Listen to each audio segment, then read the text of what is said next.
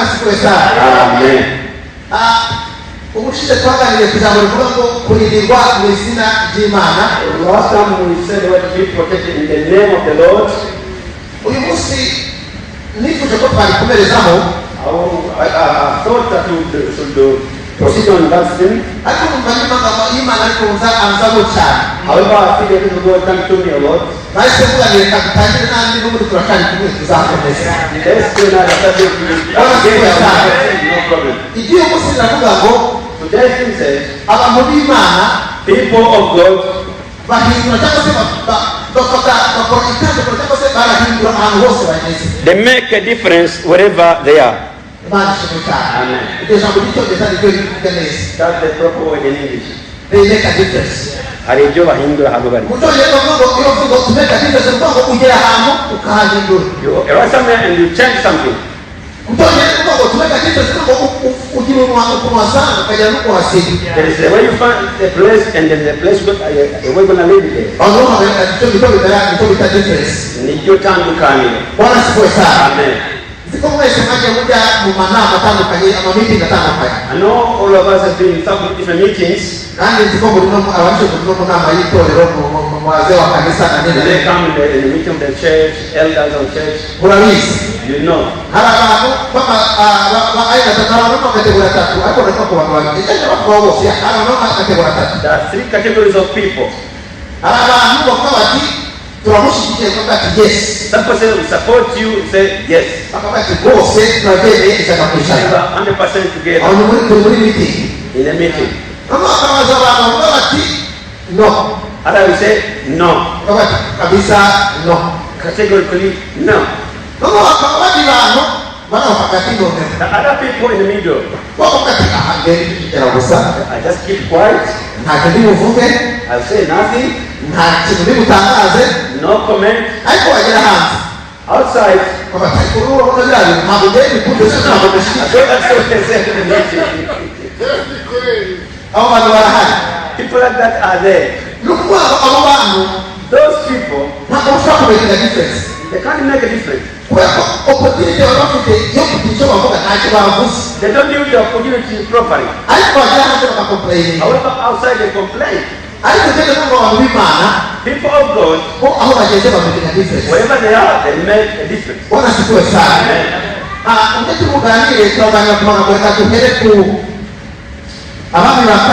Start in the book of 2 Kings. 2 Kings chapter 2, verse 19 up to 22. That the first text. 2 King 2:19 up to 22.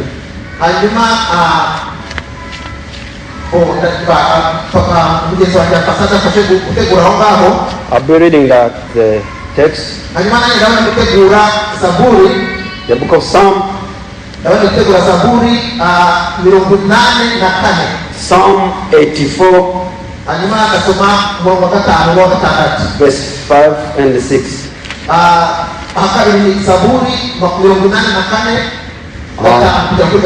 Psalm 84, 5 to 6.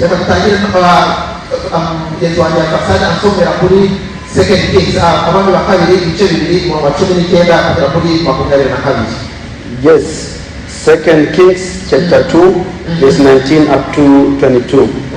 Healing of the water. Amen. The men of the city said to Elisha, Look, our Lord, this town is well situated, as you can see, but the water is bad and the land is unproductive. 20. Bring me a new bowl, he said, and they put salt in it. So they brought it to him. 21. Amen. Then he went out to the spring and they threw the salt into it, saying, This is what the Lord says, I have healed this water. Never again will it cause death or make the land unproductive. Amen. 22. Amen. And the water has meant wholesome to this day, according to the word of Elisha had spoken. Amen. Oh, Bwana asifiwe sana. Amen. Ndio kama tukufunana na Biblia. Please you are following. Reka nanje tusome Zaburi 84. Psalm 84. Zaburi 84 nasoma murongo wa 5 wa 6. Verse 5 up to 6. Amen. Amen. Nasoma mu Kinyarwanda ngo murakurikira mu rurimi mufite. You may follow in whichever language you've Bwana got. asifiwe. Amen. Biblia inasema ngo hariwa ababa mu nzu yawe babasha kugushima ubudasiba. Gatandatu. Hari umuntu ufiteho imbaraga, hariho abafite mu mitima inzira zijya i Siyoni. Uranyemerera hamwe kuri 7 kuri 7. Iyo bageze mu gikombe cyitwa Paka bagihindura ahantu h'amasoko, imvura y'umuhindo icyambika imigisha. Amen. Amen. Bwana asifiwe sana. Amen. Naosomera aho cyane 6 and 7. The book of Psalm. Yes. 84. Be 6 to 7. 6 to 7. Yeah. As they pass through the valley of Becca, they make it a place of springs. Amen. The autumn rains also cover it with pools. Amen. They go from strength to strength till each appears before God in Zion. Amen. Bwana asifiwe sana. Amen. Amen. Imana rohogesha. Amen. Turashima Imana kandi We thank the Lord again. ijambo ry'Imana riravuga ngo abantu b'Imana The Bible says people of God, bahindura ahantu hose bageze. they change wherever they arrive. Imana ishimwe cyane. Amen. Bwana asifiwe. Amen. Abantu b'Imana bakora diferanse ahantu bageze. People of God make a difference wherever they go. Bwana asifiwe sana. Amen. Imana itubuza kuba abantu bakuvugura abantu bo hagati. That doesn't have to be lukewarm. Imana Biblia ikavuga ngo niba ukonje ukonje. The Bible says if you want to be cold, be cold. Ariko twebwe ntidushaka gukonja, twebwe turashaka gushyuha. However, that be cold to be hot. Bwana asifiwe sana. Amen. Abantu b'Imana bahindura ahantu bageze. People of God will make a difference wherever they are. Bwana asifiwe sana. Amen. Dusomye amagambo y'Imana. Read the word of God. Elisa ari mu mudugudu wa Jeriko. Elijah and Jericho. Bwana asifiwe sana. Amen. Bwana asifiwe. Amen. Uribuka amateka ya Yeriko. Remember the history of Jericho. Amateka ya Yeriko murayibuka. You know the history of Jericho. Yeriko abisirayeli bahagera When people around Jericho, bakoze resistance, bagiye abisirayeli babateje shida zikomeye cyane kugira ngo binjire. they resist the Lord to enter Jericho. Bari bati inkike zikomeye cyane ndende cyane. They will tall and strong walls. Ndio. Ariko Imana ibabwira ngo bazizenguruke. Never God told them to just surround them. Hanyuma Yosuwa n'abamere barazizenguruka. These people, they surrounded the wall. Ku munsi wa karindwi On the seventh day, Imana ibahereza intsinzi. God gave them victory. Bwana asifiwe sana. Hanyuma Yosuwa ati hano hantu harakugoye cyane. They just said those hard here. Ati wa mujyi wa Jeriko we. Jericho. Umuntu uzubaka zino nkike, uzubaka zino aya mamiri izi Someone who will build again these walls. azabure umwana we w'imfura ari gutangira, azafasha umwana we w'imfura wa mbere ari gutangira, niho ngo yari tesi yari He needs to lose his firstborn, starting that building. Nibyo. Niho ngo byari umuvumo. It was a curse. Nakomeza kuzubaka. If they would build again, Umunsi azabisoza, the day to finish it, azabure umwana we wa nyuma. need to lose the last born. Iyo yari wari umuvumo Yosuwa yavuze aho ngaho i Yeriko. And the case that Joshua gave to Jericho. Iyo usomye rero When you read so far, uzasanga umuvumo warashoboye ku muntu. you're going to see that the curse came to someone. Kudasoma ni bibi kweli. If you don't read it, it's very bad, terrible. Yosuwa ntiyigeze avuga ko hatazubakwa. Joshua didn't say the town didn't want to build you. Harubatse. The town was built again. Lakini umuntu ufite ibibazo mu nyine wabitangije. They were different men, the one who started it. Abantu baraje barayijoyinga They come and join. ariko umuntu wabitangije. The one who started. Ntabwo ndabisoma ngaho ariko ndabaheza ariko maze gusoma. I'm not going to read, I'll give you the reference. Urasoma muri Abami ba mbere 16 1 Kings 16, ku murongo wa 34. verse 24. Ntabwo basoma ngaha. I'm going to read it here. Ariko urasanga umugabo witwa mu cyongereza bamwita Hiyeli, ariko mu kinyarwanda tukunda gusoma turamwita kuko tuvuga ko ari Hiyeli uko yitwa. The man called Hiyeli. Uwo mugabo witwa Hiyeli niwe wavuga ati tugiye kubaka izi nkike z'i Yeriko. I'm going to rebuild the walls of Jericho. Agitangira kuzubaka When he started building, umwana w'imfura arapfa. his firstborn died. arakomeza And they went on. agikomeje kubaka umunsi bashoje kubaka The day he finished, umwana we wa nyuma arapfa his lastborn died. imana itugerereza cyane Amen. ariko kugira ngo byarangiriye aho That was not the end. yewe bakomeje kuba umujyi umeze ukuntu Jericho was different town. nubwo ibyo byarangiye Though that finished, ariko haza kugira ikindi kibazo there was another problem. amazi asharira The water was unproductive. utega kugerereza cyane Amen. haboneka amazi y'amazi mabi The water was very bad. utega kugerereza cyane Amen. icya mbere ayo mazi umuntu wayanywaho yarapfaga If you do that, water would die. ikindi cya kabiri ayo mazi yatumaga ubutaka bwaho buba unproductive The land would be unproductive. oh mbega yeriko we Jericho. mbega yeriko we New Jericho. bwana utega kugerereza cyane May God bless upon us. amazi y'iyeriko hari isoko ryariraga ryaruraga The spring of Jericho was bitter. iyo soko ryari ribi cyane It was very bad spring. ariko elisa arahagera Elisha went there. utega kugerereza cyane Amen. nihandi twasomye elisa ahageze That's why when Elisha went there. utega kugerereza cyane Amen. haleluya Amen. ubukiye umudugudu aho baramubwira elisa bati dore uyu mudugudu uburyo uri heza nk'uko ubireba databuja ariko amazi aho ni mabi kandi muri iki gihugu imyaka irarumba They said that the town was well situated, but the land was unproductive. imana itugerereza cyane Amen. babwira elisha ugati elisha They told Elisha, unaangalia mji huu urareba look at this town here. ni heza It's well situated. kweli hari heza kweli It was good. hari heza yego hari heza Jericho was good. ariko ikibazo cyari gihari The issue was this. amazi yaho The water yari mabi cyane was very bad. amazi yaho yari mabi The water was bad. amazi yaho agatuma ubutaka buba burumba And the land became unproductive because of water. uwiteka tugerereza cyane Amen. haleluya Amen. haleluya Amen.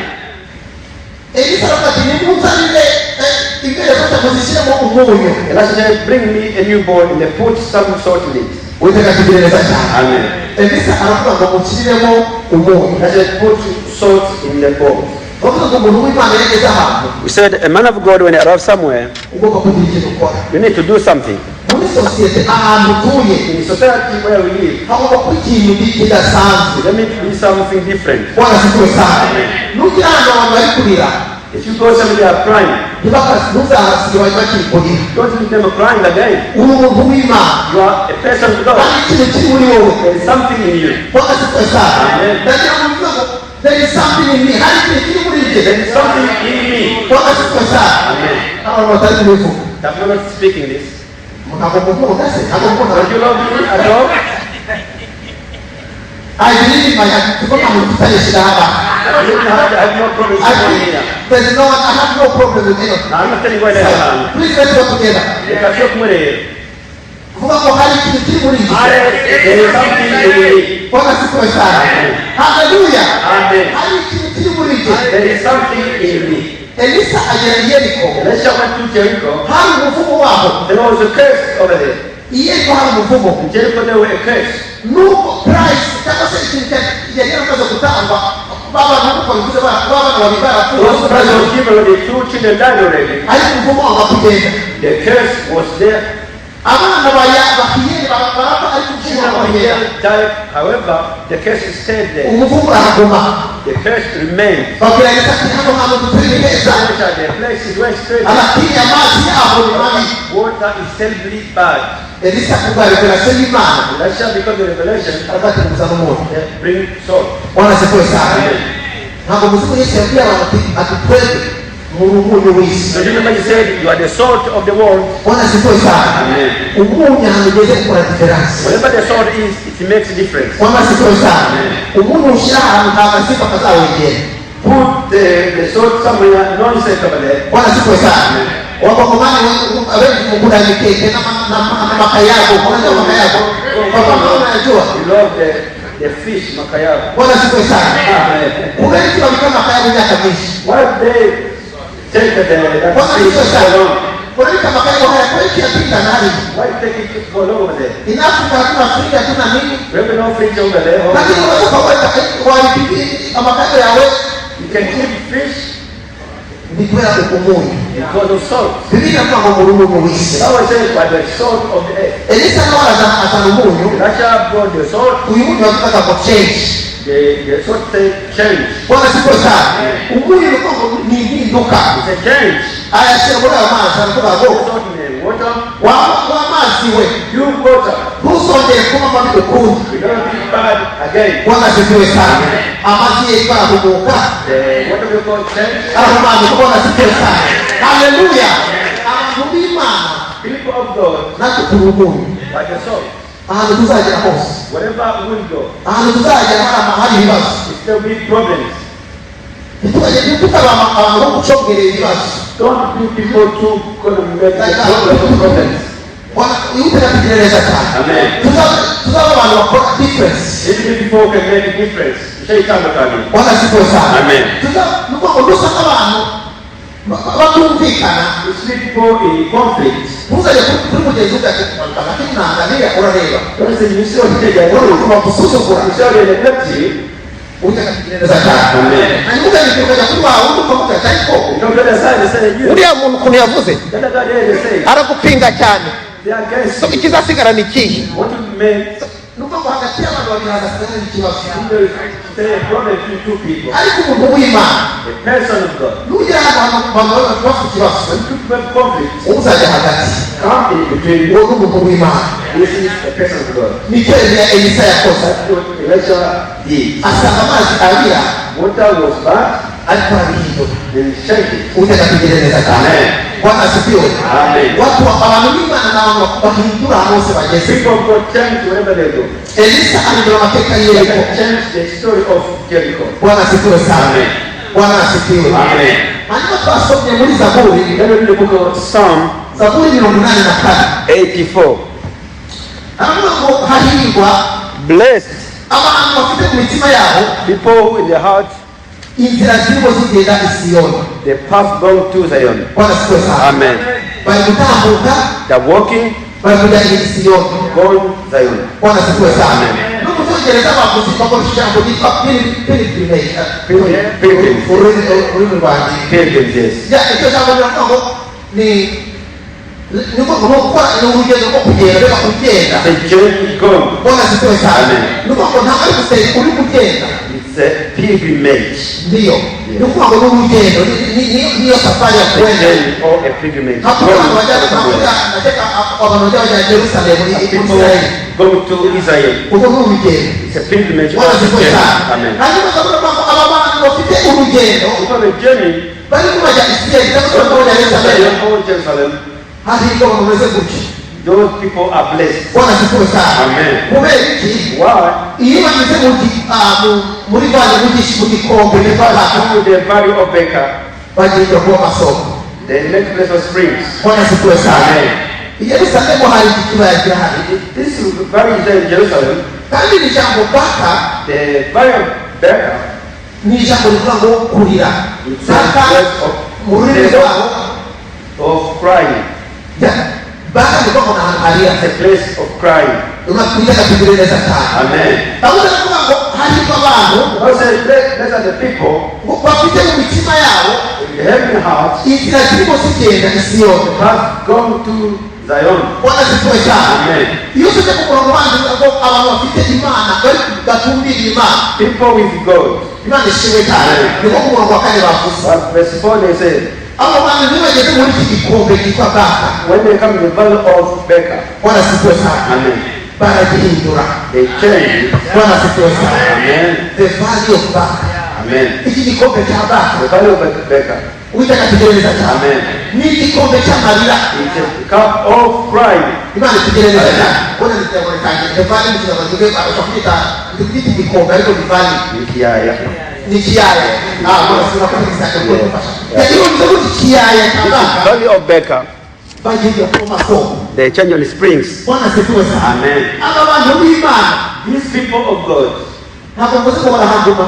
I don't say they say that, bafite inzira everywhere. Bwana siku sana. Amen. Mazoezi kulikana ngo mugume muri kiyaya cya Baka. I do not pretend to tell in the valley of Becca. Musibaki ndani ya bonde la Baka. I don't tell in the valley of Becca. Baka bonde la Baka ni bonde la kulia. The Lord will cry. Musibaki hapo. Don't stay there. Hata kuligisha. Watu wa Mungu People of God. ni wanakross wanapita. Cross of Bwana siku sana. Amen. Na cross wanaenda Yerusalemu. Bwana siku sana. Amen. Wanapita ndugu pamoja wafanye bonde ya Baka. The valley of Becca over there. Iwa ni mtu kione. It's called Kiai. Kumba wale kweli. No problem. Ni kiyaya. Yes. Iwa ni mtu kiyaya cha The Baka. valley of Becca. Kwa ajili ya kwa masomo. They change it in the spring. Kwa ajili ya taa. They change it to the Wana sisi sana. Amen. Kumuna wakati ndio watukie ngo. Let's forward, they said. Sasa ni muri kile kiwango bagenda bakwisi baraga. 7, they go from strength to strength. Wana sisi sana. Amen. Bagenda bakwisi baraga. They go from strength to strength. Walione muri kile kiwango na Mungu wa Mungu anadona innovation. Yeah. Ndio. Kuma kugenda bakwisi baraga. They go from strength to strength. Umuntu wese umurimo. Every person among them Kwa kukimbele imani sio.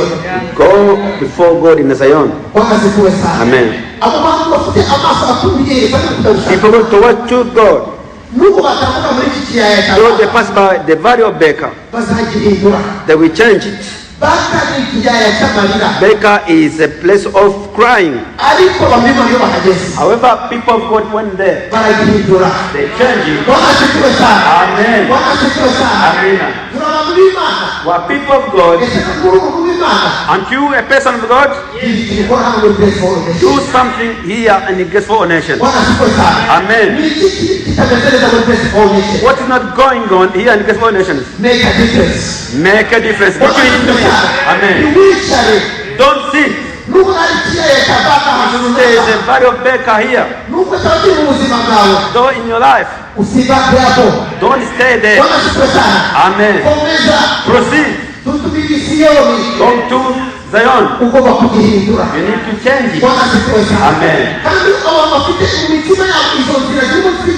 People because have gone to Zion. The Bible says to go from strength to strength. They increase in strength. They increase the strength. Each and every one. It appears before God to Zion. Amen. You know the song. In Africa, here you use a liquid. It's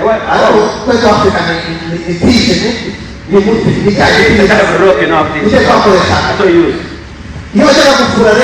Go to wash.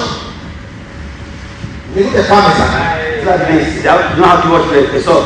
When they use the soap, that grow, the soap will grow. No, it's something that is called the strength. The soap will grow. How it goes. The more you wash, the more You go the inside. The way you wash, people go don't work like soap. People go increasing it. Those in the house, and the path going to Zion. Amen. When the valley of Becca, they change it. Amen. People of God, they change the story. Are you together? Lift up your hands. Amen. Then John, the book of John. The book of John.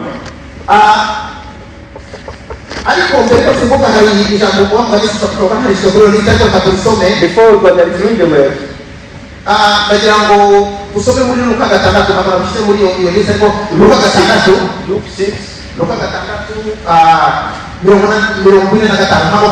Luke 6.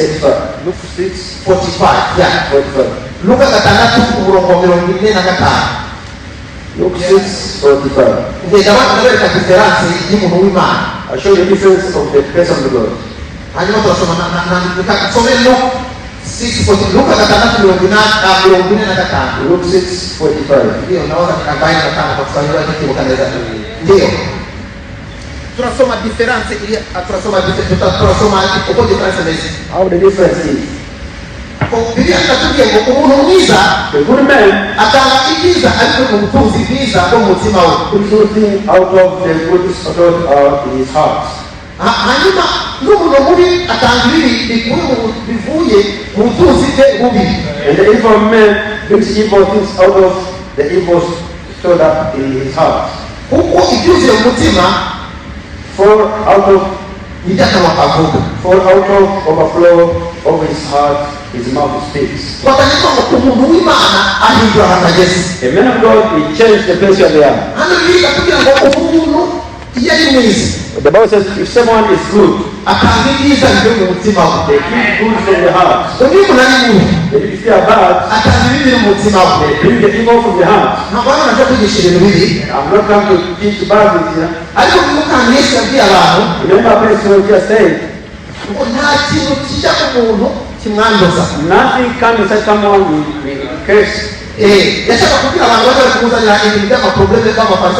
People Pharisees solving problems there. Be careful, don't get confused. Something from someone is the one who can make it dead.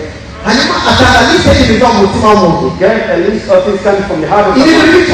Very bad. I'm not teaching those. You can go and read. What the Bible says here, something from the heart of someone before they go. If you're impressed, you give them good.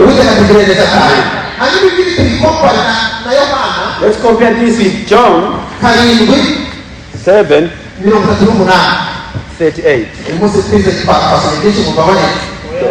We're not ready. I will finish soon, no worries. Amen. John 7:38. Whoever believes in me, as the scripture has said, streams of life water will flow from within him.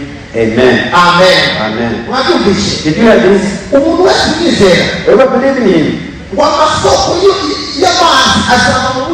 streams of living water will flow from within him. Amen. So look, that something from the heart is what they give. If something good will come out of you, people of God, wherever you go, the good things will come out of you. That is what that just says. If you believe in Jesus, water of life. Amen. When you come out of you, when you go to other people. Amen. That says the water of Jericho was bad water. Water will bring the land to be unproductive. When Elijah arrived there, water changed to be good. They said, whoever believes in him, the water of the living. The living water will come out of you. Amen. You come to people, you give them. Amen. They do life. Amen. You meet the worldly people. ukasanga usanga amazi y'ibyiringiro abona b'Imana. Bwana asifiwe sana. Amen. Na nuhura n'umuntu ari muri baka, you meet someone in Beka, nuhura n'umuntu uri muri baka, someone in Beka, reka ngohereze kuba ku masoko y'ubugingo. I give from the life of God. Umubwira ati hana tuzahava. This one will live here. Umukomeze. Mukomeza. Mukomeza.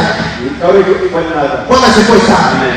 abantu bafite iyo people go to the iyo bageze muri icyo kiyaya cya the valley of Becca. bagindura amasoko They change it ayo to masoko ava hehe where the street comes kuko from. twabisomye hano muri yohana In the book of John, ava muri wowe within you, amasoko y'ibyiza streams of good bwana sikuwe sana Amen. amasoko y'ibyiza azava muri wowe will come out of you atembere ku bantu to other people. bwana sikuwe sana Amen. reka asigaye igisomero ariko sigisoma Go to more scripture I want to read naho mutagisoma nuko mubizi because I know you know them already. ubukwe bw'ikana The wedding of Cana. simubuzi mwese Do you know the wedding of Cana? ubukwe bw'ikana The wedding of Cana. bene data Friends, yesu ni imana yacu Jesus is our God. imana ikomeye The great God iriyemeza ica bugufi came down to humble himself araza kugira ngo tumubone so that we may see him. bwana sikuwe sana Amen.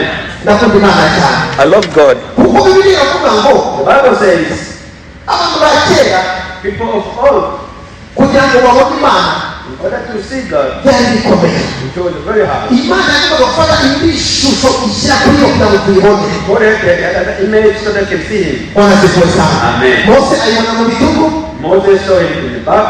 ariko mu gihe kigeze When in due time, yesu yenda kwambara umubiri Jesus put on the body. abantu babona imana The kugenda nawe people saw God walking within us. ariho emanueli kuvuga ngo imana iri kumwe So natwe Emmanuel means God with us. bwana sikuwe sana Amen. imana iriyemeza God accepted inyura mu maetapu yose mu byiciro byose by'ubuzima to bw'umuntu go through all the steps of the human being. kugenda buhoro buhoro kugenda buhoro buhoro kugenda buhoro buhoro Walk slowly. bwana sikuwe sana Amen. muri iyo plani y'imana rero That's the plan of God. igihe yesu yagiye mu bukwe bw'ikana When Jesus went to the wedding of Cana, ntabwo igihe cyo gukora kwa siporo kwakageze it was not the due time of just work. uwiteka tugerageza cyane Amen. turacyari kumwe abantu bwana sikuwe sana Amen. igihe yesu yagiye mu bukwe bw'ikana When Jesus went to the wedding of Cana, ntabwo igihe cye cyo gukora cyari it cyatangiye was not the due time for him to work. yari imana He was God. ariko mu gihe cye cyo gukora cyari The kitaragera time was not yet. bwana sikuwe sana Amen. hanyuma ibintu byabaye murabizi You know what happened over there.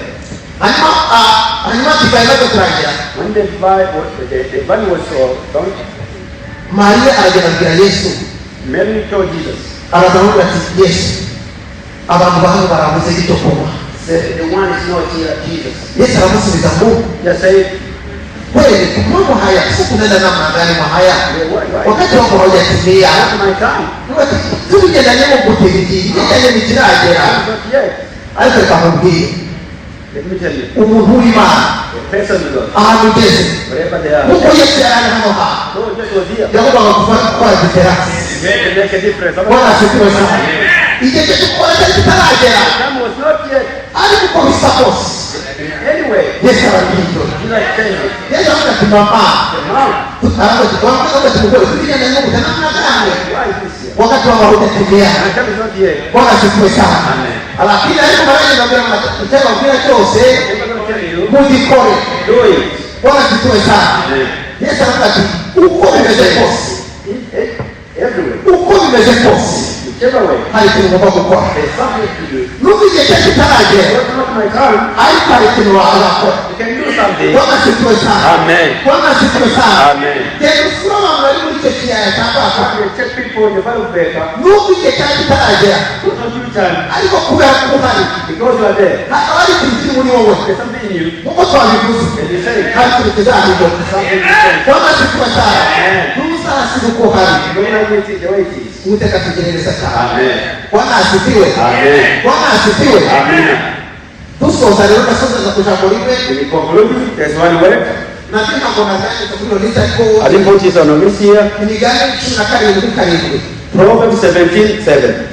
asome televiziyo cumi na karindwi cumi na karindwi 17:17. Proverbs. turasozereza aho ngaho kandi We're going to conclude tugerereza with the book of Proverbs.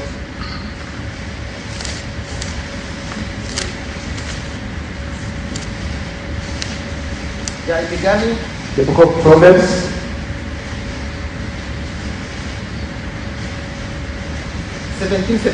cumi na karindwi cumi na karindwi cumi na saba cumi na saba 17:17. aha aho dusoma mu cyongereza nanjye ndacyasoma dusoza A friend loves at all times, and a brother is born for adversity. Amen. Amen. Ikicyongereza ndacyumva nicyo ikinyarwanda cyo gisobanura neza kugira ngo mvane bafite ibyo twakubwiye. Wanasema mambo unaweza kusomea hiyo Methali 17:17 Mtume. Amen. Always quiet. And a brother is born to help in time of need. Amen. Unga different. Yes. Hivi kuzeleza cyane. A brother is born to help in times of need. Bwana asifiwe sana. Mkuka na pia kufasha je itende kwa fasha. Ndio mkwani kwa mwezi ya hapo. Niko mkinyarwanda hano bibeze. Tunakani ngo inshuti zikundana ibihe byose kandi umuvandimwe avukira gukura abandi mu makuba. Bwana asifiwe sana. Nawe mkile papa ngazi ndiye umuvandimwe avukira gukura abandi mu makuba. He is born to help in time of need. Bwana asifiwe sana.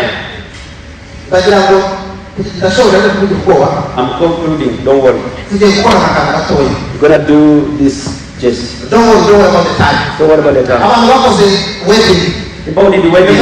Please raise your hand. Couple. Bwana asifiwe sana. Amen. Okay. Bwana wamugisha. Amen. Bo ikiwa pesa, haina pesa. Sikiwazo. Ndio yuko kuna invitation, wewe invitation hiyo ya invitation ya wewe ya ile. Ndio mke. Wewe unataka hawa wewe invitation was. Kuna ziki mitumiro ye yali. Ndio yuko kuna wewe invitation ya hiyo ya ile. Hizi invitation ya wedding. Papa sana umesahau. For what? Unasahau kidogo. Remember wedding invitation. Ukono wewe unasahau kidogo. Sio shida. No problem. Aliko nani nakimu kwa mmesi. Remember what it is. Okay, kama ile sana hapo. Ukono kimu. Someone remembers. Tushaka akapesa sana. Akapesa kwa ile invitation. Akapesa pesa ya Bible. Based on the Bible. Ndio yuko akapesa ya kwa ile invitation hiyo. Remember the verse they put on the invitation. No, tukumbuke. Don't remember the verse you put on there. Bwana siku sana. Hapo kama ndio kukumbuka kama kama mateka. You need to know this in your history. Bwana siku sana. Amen. Njia kwa sababu nataka hiyo. Still remember mine. Habari hii Not this one here. hadi ni mliogo. The book of Job. Abuluku muroboneza. Remember that verse. Hadi navuga ngo yoba kupima ngo uzimu shobora kose. Because I know you can do everything. Kandi ntakiwasha And nothing kurogoya imigambi yawe. to check your plan. Bwana siku sana. Amen. Mu bantu bo Rwanda twavuye You don't know where it came from. reka babwire icyo tugeze bakunda. I tell you they are fucking place. Kurasanga n'abandi bari What bakoresheje. speak to yours too? Uyu mwana niwe nasabye Is the one I pray kandi for. ntabwo murayibona. You can see that verse. Niwe Imana yampaye. What God gave to me. Iyo ni iya mbere. Number one. Ariko indi kibazo tubakunda cyane. Another family place of Indi kibazo kibazo kuri wedding invitation. what about the wedding invitation? Ni iyi ngiyi. The one here. Iyi ngiyi. This one here. Ko inshuti zikundana ibihe byose Friends of one forever. kandi umuvandimwe And the brother avukira is born gukura abandi to help mu makuru. in the times of need. Ntabwo wedding ari amakuru. Wedding is not the travel. Ariko icyo washaka ni iki? What they need, Icyo washaka ni iki? they need. Ni ugutwerera. Ni ugutwerera. Bwana sifiwe cyane. It's some money. Iki nicyo baba bashaka. That's what they want. Bavuga ngo umuvandimwe And the brother avukira is born gukura abandi mu makuru. to help other people now see. Bwana sifiwe sana. Amen. Bwana sifiwe. Amen. Dushobora kuba twaravuye muri Afurika turi abantu abanobody. Nobody kuma nasi. We come from Africa, we are like nobody, no one knows us. Ariko ubu iyo family bafite namba yawe. Now your family gave your number. Nuko utari kuza afite namba yawe. People didn't know you before, they have your number. Niyo mpamvu naje gusomera iyi verse. That's why maybe it's there for you. Ngo inshuti zibamenye ibihe byose. No friend over another forever. Kandi umuvandimwe And the brother avukira is born gukura abandi mu makuru. to help other people in terms of need. Bene data Friends, ahantu hose uzajya wherever you go, uzagira ikintu gihindura. make a difference. Bwana sifiwe sana. Amen. Elisa yageze ahantu hari amazi arayabona. Went to a place with bad water. Amazi yari mabi The water was bad. ariko Elisa aravuga ati agomba kugira ngo He rwose. said, you need salt in it. Bwana sifiwe sana. Amen. Bwana asifiwe. Zaburi yagira ngo arahirwa abantu bafite mu mitima yabo And so there are people in their heart inzira z'Isiyoni. the path go to Zion. Iyo bageze mu kiyaya cya Baka When the valley of Baker, baragihindura they changed the springs. bagihindura kuba amasoko. They changed the springs. Ayo masoko barayahe Look at the springs ni amasoko ava mu mitima yabo. coming from their hearts. Sibyo sana. Amen. Nuko Yesu atubwiye ngo ibintu biri mu mutima w'umuntu biri mu natanga. God said, whatever the heart that you give, Utagatekereza cyane. amen. Nitangura kureba nabi, If you looking back, nitangura umuntu ureba nabi, if you look badly sigira akamerero mu mutima, in your heart, I don't have your heart. sigira akamerero mu Also, mutima, camera to check your heart. ariko niba nikikuvamo, If I something from you, ntabwo nikiri muri wowe. I'm not giving you. Utagatekereza cyane. Amen. Birimo ngo ikintu mu mutima w'umuntu kimunatanga. From your heart is what you give. Hano birakina ngo abantu bafite mu nzira yabo inzira z'isiyoni People in your heart going to heaven kujya gushaka Imana. to look for God. Aho bageze bahahindura amasoko. Wherever they reach, they change the life of. Kandi amasoko tuba Yesu yatubwiye ngo ni imigezi y'amazi y'ubugingo. Those drinks are the living water, Ava mu muntu wizeye Yesu. simple water from someone believing Jesus. Bwana asifiwe sana. Amen. Hanyuma Yesu, Therefore, Jesus, Yesu ageze i Kana y'i Galilaya, the Father of Galilee, nubwo igihe cye cyari kitaragera, though it was not his due time, ariko aravuga ati ngomba gukora diferense. said I need to make a difference. Bwana asifiwe sana. Amen. Hanyuma umuvandimwe And then a brother avukira is born gukura abandi mu makuba. to help other people. Bwana asifiwe sana. Amen. Ahantu ubona hari ikibazo, Whenever you see there's a problem, uzamenye impamvu uhari. know why you are there. Bwana asifiwe sana. Amen. Rero data hari impamvu tukiriho. Friend, there's a reason still alive. Mose Imana yakundaga cyane. The Lord loved Moses. Mose uwundi Imana yakundaga cyane.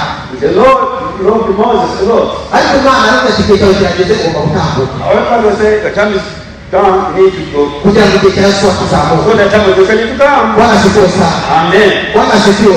Amen. Hari impamvu tukiriho. There is a reason we're still alive. Tugomba kugira ikintu dukora. We need to do something. Bwana asifiwe sana. Amen. Reka tuhaguruke mu izina rya Let's Yesu. all stand up in the name of Jesus. Bwana asifiwe. Amen. Umuntu w'Imana ni umuntu ugira ikintu ahindura. The man of God will change something. Bwana asifiwe sana. Amen. Niyo ahantu hari igikoma n'ikiyaya cya Baka, There is a fellow baker somewhere. usibake hapo ntuhagume. Don't stay over there. Turimo turatambuka. Walking. Ugomba kuhahindura. You need to change the valley. Uzahinduza iki? With what?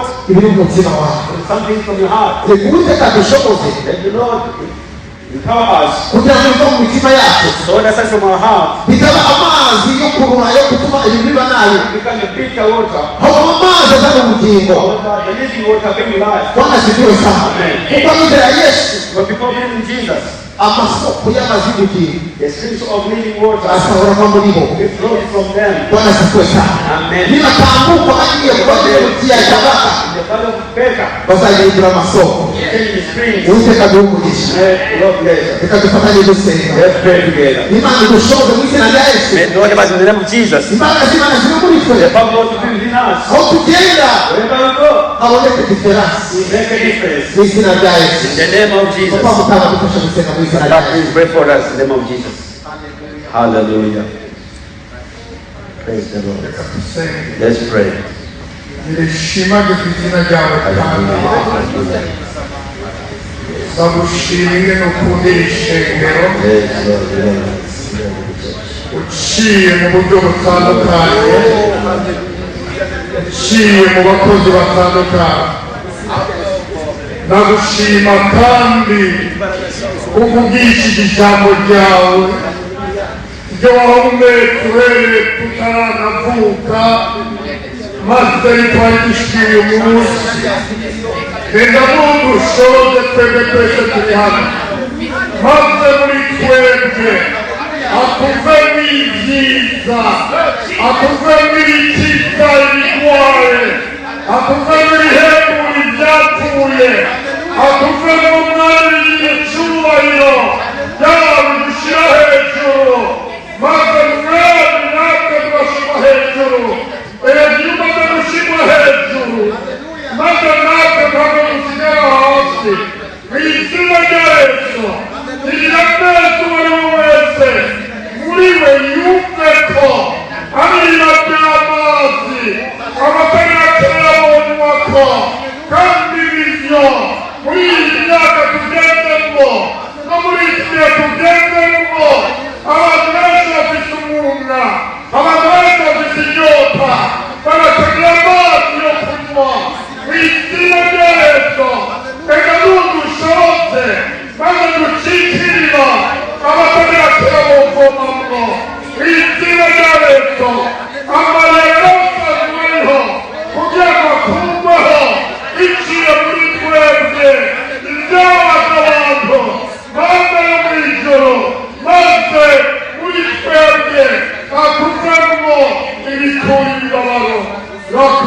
mwami mu byago yimaye ukoresha umukozi wawe enda nawe nyine kumana nawe kuko yatubereye umuti wo kutuvura akatubera amazi enda niwemere iryo riba igume ritemba muri we kugira ngo umwami abanyoswe babandanye banywa urakoze mwami kuduhembuye kandi urakoze ko bagiye guhembuka maze uciye muri twebwe erega icyubahiro mwami ugiye kutwigisha ingene tuvuga ingene dufasha abari imbere yacu ingene dufasha abo tugiye guhura ingene dufasha iyo tugiye gutaha erega icyubahiro mu izina rya Yesu Kristo.